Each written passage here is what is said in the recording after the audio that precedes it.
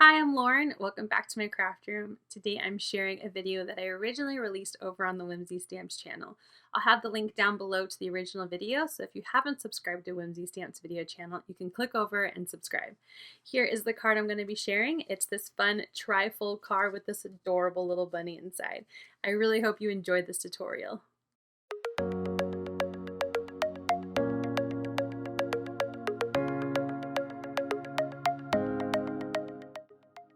Hi, this is Lauren back with another video for Whimsy Stamps. I am creating this fun tri-fold spring themed card.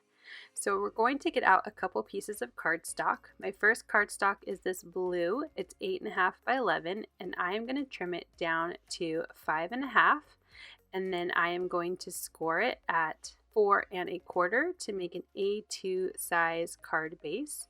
I'm going to fold that over and just press on that score line to give it a nice fold. For the second part of my card, I am using a piece of white cardstock and I am trimming it down to be 5.25, and then I will also trim it to be down to 8 inches. And once that trimmed down, I'm going to score it at the 4-inch mark and fold it in half. So I'm creating a slightly smaller card than an A2 size, as this is going to fit inside of my blue cardstock card base. So I'm going to fold that over in the same way as I did my blue cardstock and just press on that score line to give it a nice fold and nice good crease. So here you can see I have my two pieces and how they're going to fit inside of each other. So now this white piece will have a nice 1/8 of an inch border all the way around, and then will fit inside of the blue card, and you cannot tell that it has something special inside this extra little card.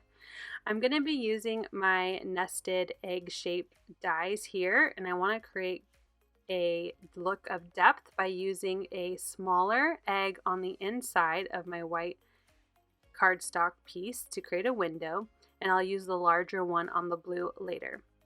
So if you are going to do this card yourself, I definitely recommend cutting the blue cardstock first. This was a little preemptive on my part. I cut the smaller one when it would be easier to cut the larger egg shape first and then die cut the smaller one so you can make sure it was evenly centered to the larger egg, but that's okay. We're just going to do our best guesswork here.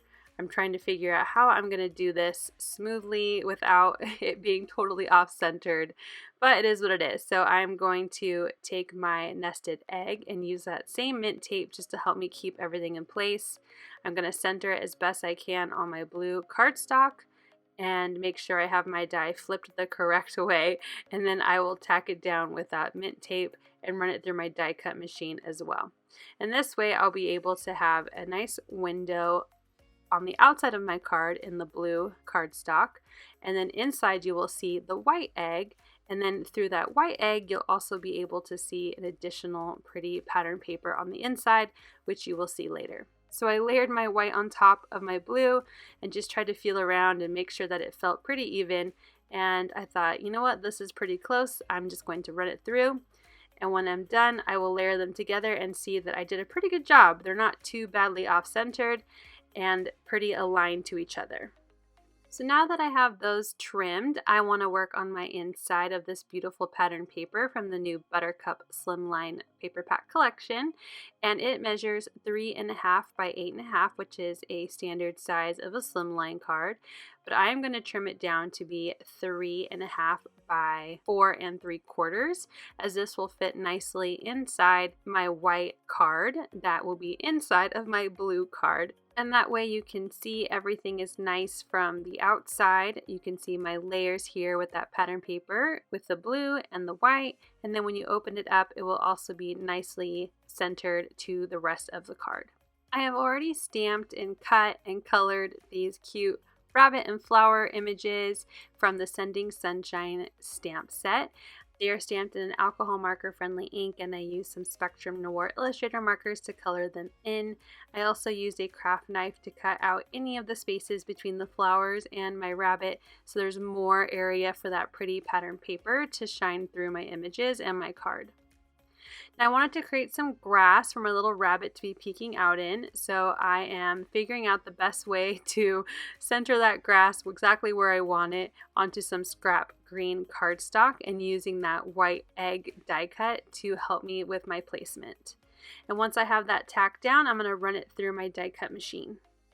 And this die is from the Cloud and Grass Edge die set. I'm going to bring out my Distress Oxide ink in Lucky Clover and one of my blending brushes, and I'm just going to distress this piece just to give it a little bit of more depth and color. Once I'm happy with how that looks, I'm going to set it aside so it dries a little, and we're going to start assembling the card. So the white piece is going to be adhered directly inside of the blue, so I am putting adhesive along the back of that part of the white card, and I'm adhering that right to the center of my blue card base, and then I am going to put adhesive behind my pattern paper and then centering that to the inside of the white cardstock piece, giving the card a nice clean finished look. I'm going to add some adhesive behind my green grass and adhere that to the front of the white piece, making sure I don't have any adhesive in the center of my egg. And I will then attach my rabbit, and this rabbit will layer behind the grass but in front of the white egg oval die cut.